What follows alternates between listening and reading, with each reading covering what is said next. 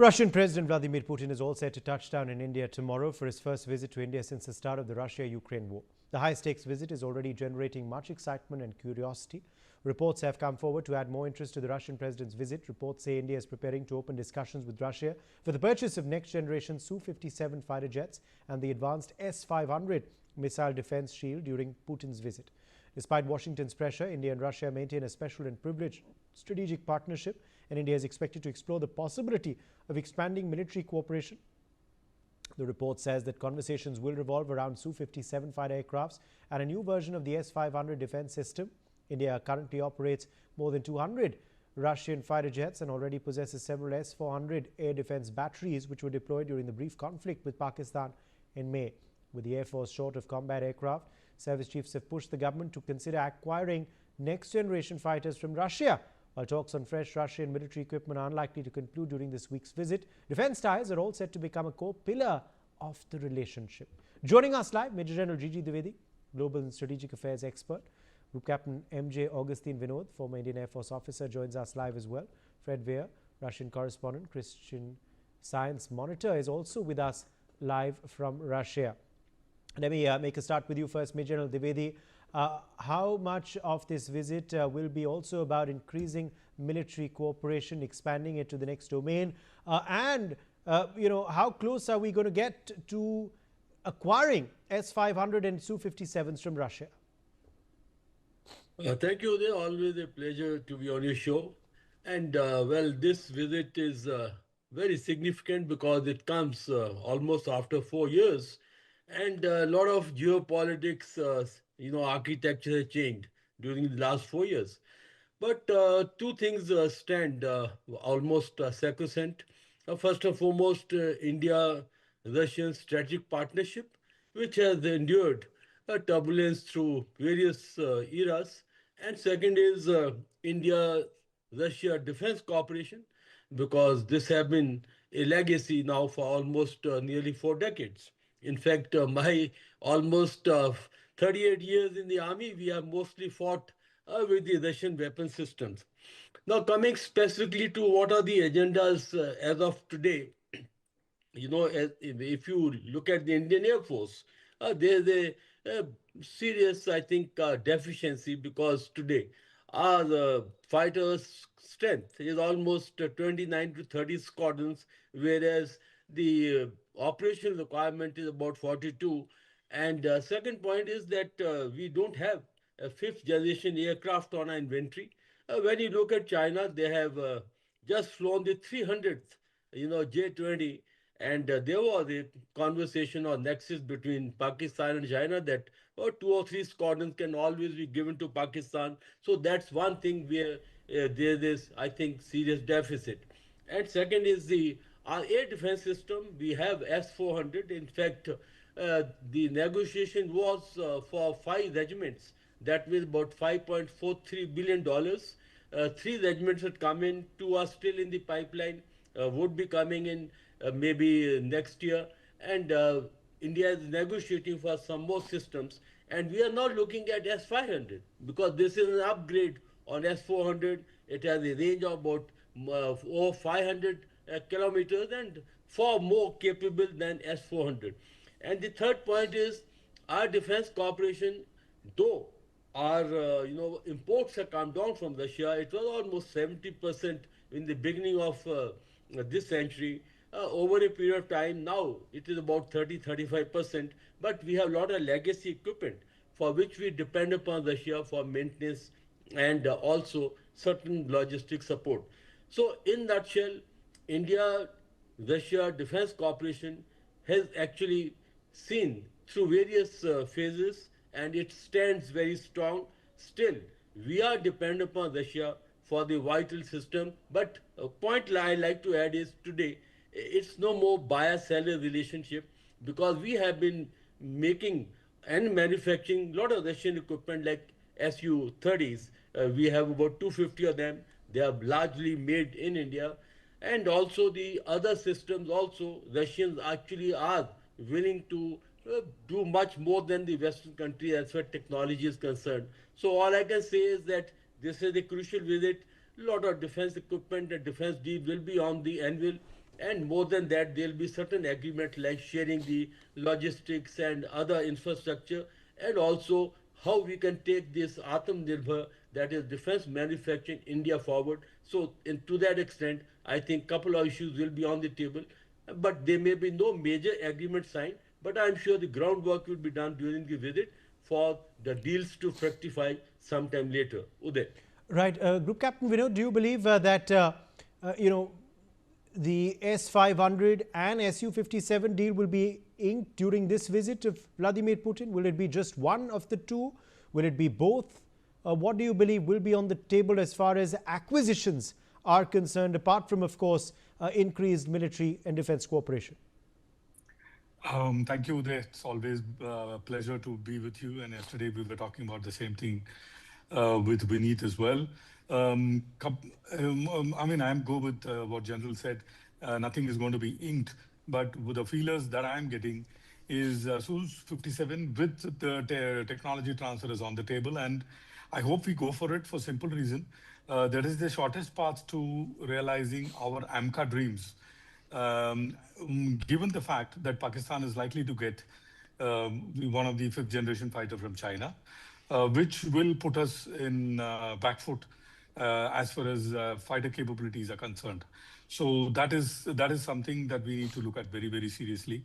S500, of course, is on the table, but remember, anything above S300, the distance and the altitude at which you can engage enemy aircraft severely gets affected.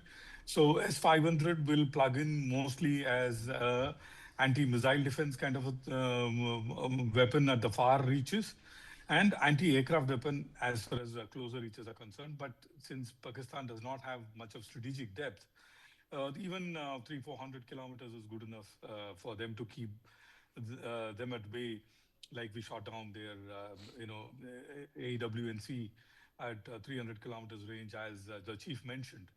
But what is of relevance, Uday, is we have the TOT on the table. The technology transfer is on the table. Remember, this aeroplane used to be, Su-57 used to be called the PAK-FA, PAKFA. And we were part of that program initially when the program started. But because of delay and rising cost, we sort of pulled out of the deal. So we have our skin in the game as far as Su-57 is concerned. An initial lot of Su-57, the information as well as the knowledge that we were part of the deal, since we were part of the deal, is already gone into preparation of AMCA, both in terms of the stealth technology as well as the conformal weapon carrying technology, that is carrying the weapon inside the aeroplane. So that is on the table. So we need to short circuit as far as the time is concerned. Remember, Uday, Su-57 is, I mean, I always keep saying this, Su-57 is like the bag you carry into the shopping mall. What you put in the bag is important. So we are going to put Su-57, a what lot makes of this, the Su-57, so crucial and important for us? See, like I said, the shopping mall bag, the bag is really good. Su-57 can evade radar very well. It is super maneuverable, super cruise at 1.3 Mach, which means without afterburner, it can cruise in supersonic speeds. But we are going to incorporate BrahMos into it, Rudrams into it, and all homegrown weapons into it, including the homegrown radar. That is something that is music to my ears, because that is going to be battle proven, or at least the platform proven when we put it to AMCA. So, but again, Uday, like I said yesterday, the cost is something that we need to look at, because technology like this is, जैसे हिंदी में कहते हैं ना, मुंह मांगे कीमत है. So depending on the costing, number of aeroplanes that we will go for, TOT that we will be looking at, it all depends on that, and a lot of negotiations. Uday, believe you me, Russians are very hard negotiators. Lot of negotiations are going to happen. If at all we in principle approve, and in principle approval or in principle inking is what I am looking at in the tomorrow when the folders exchange hands, and I hope it is taken to the logical conclusion, and I hope it is before, or at least timed along with what the fifth generation fighter that Pakistan is likely to get from China. At that time, if we don't already have an aeroplane on the anvil or in our arsenal, it will not be good. It will be Op Sindoor 2 with advantage Pakistan. That we cannot let it happen. So that as the, as the big picture, we need to look at tomorrow's visit as one of the historical visits that could go down in the history. Time will tell. Uday, over to you. All right, let me bring in a perspective now from Moscow. Fred Wire is live with us. Fred, where how close or how far do you believe India will be and Russia to signing a deal to ink the agreement for the the Su57s and the S500?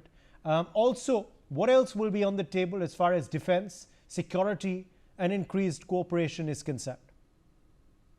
Well, first of all, there is, I think, a deal on stepping up operational cooperation.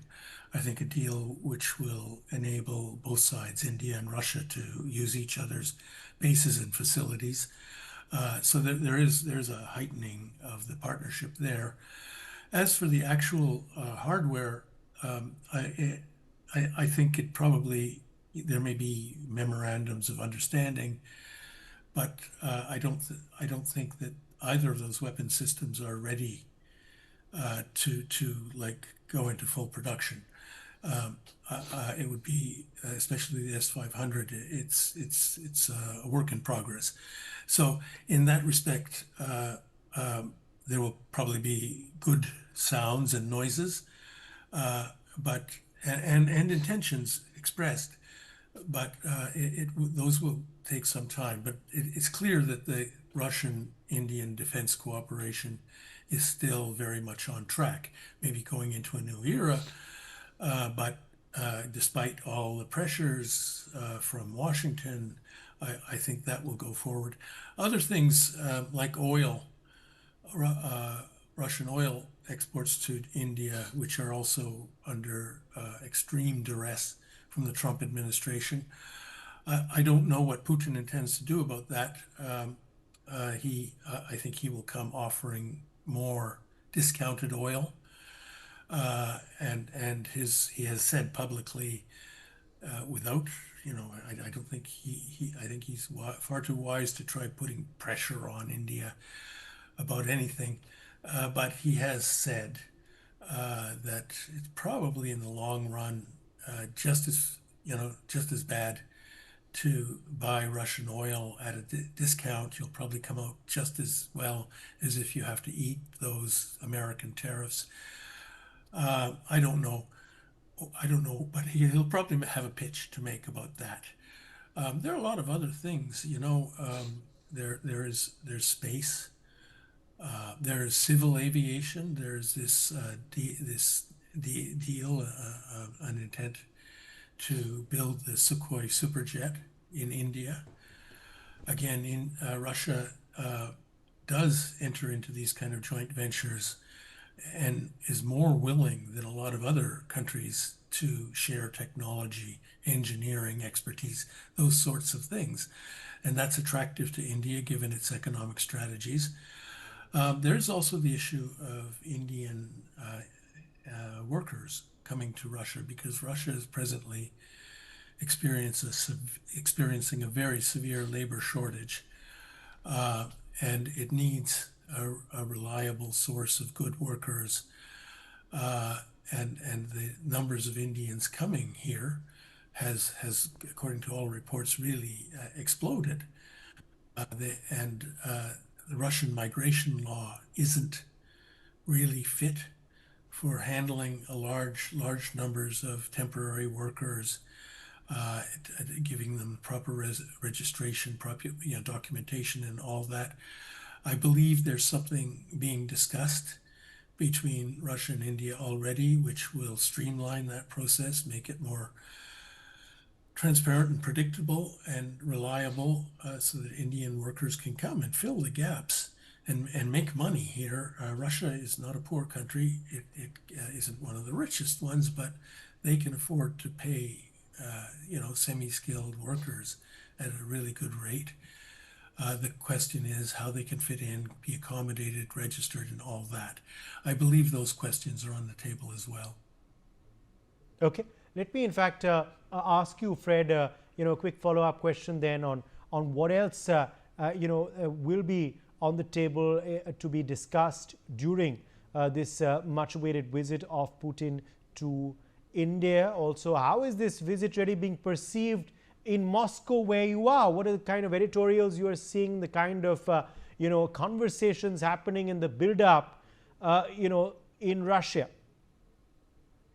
We have some other dramatic events going on here. We have this peace process with visits from American Trump representatives lasting well into the night last night with Putin, and those things have dominated the headlines, understandably. But if they weren't happening right now, I think Putin's forthcoming visit to India would be at the top of the headlines. It's right there. It's being reported very widely. Russians take it seriously. They always do. But nowadays, I think Russian strategic thinkers, anyway, are looking beyond this war to what kind of world there will be after it. And unlike before the war, they no longer have any expectations about better relations with the West, particularly Europe. The United States and Russia may make some kind of separate compact, but increasingly Russia is looking toward countries like India for its future, diplomacy, trade, all those arrangements, financial ones, business investment, all those things that they used to look to the West for. Now it's what they call the global majority, but particularly countries like India, Brazil, China.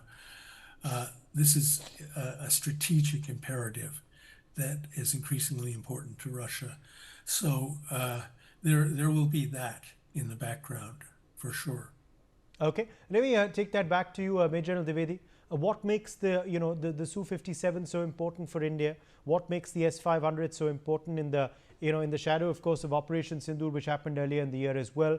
What else do you believe will be, of course, discussed in this meeting between Modi and Putin, as far as, of course, defense, security, and strategic cooperation is concerned? Well, Uday, first and foremost, about the Su-57, I think we have become too Pak-centric. We are only worried that the Chinese will give 2-3 squadrons to Pakistan of, F-35, J-35, but we are not looking at what China is and how China is growing. China has 300, J-20 is up in the air. And that's what should be worrying us, only not looking at Pakistan. The Chinese have actually upgraded their complete missile system, their air defense systems, and currently their western, they're in the Western Ocean. There, large number of ships are operating, and Australians are actually getting worried. So my point is that we need to actually look at both Pakistan and China and then see where are our voids.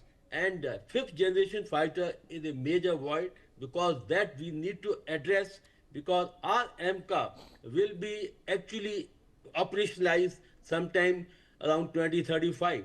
And therefore, this 10-year gap cannot be accepted, and we need to actually plug this gap. And we have only two options. One is the American F-35, and second is the Su-57.